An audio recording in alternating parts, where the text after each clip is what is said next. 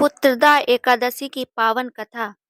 प्राचीन समय की बात है। भद्रवती नगरी में राजा सुकेतुमान और उनकी धर्मपत्नी रानी सभ्या राज करते थे। राजा रानी अत्यंत धर्मात्मा, दयालु और प्रजापालक थे। राज्य में कोई दुखी नहीं था। फिर भी राजा के मन में एक गहरा दुख था।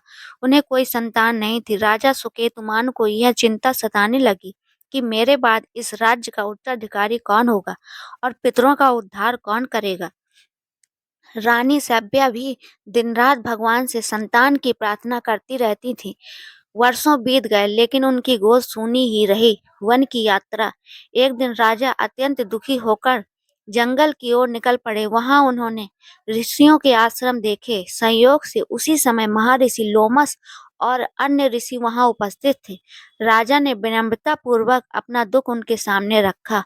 महर्षि लोमस ने ध्यान लगाकर कहा, हे राजन, पूर्व जन्म के एक दोष के कारण आपको यह कष्ट मिला है, लेकिन इसका उपाय है।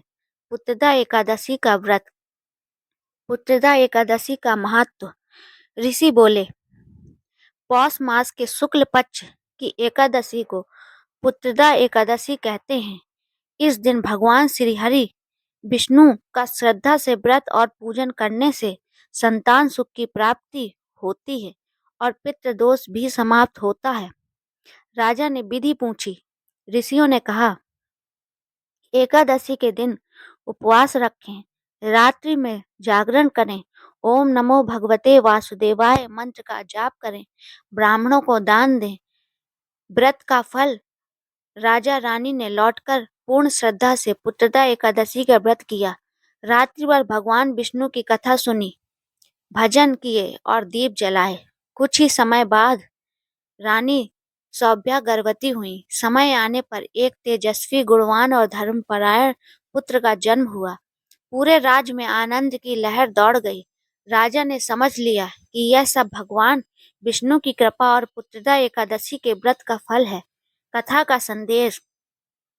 यह कथा हमें सिखाती है कि सच्ची श्रद्धा कभी निष्फल नहीं होती।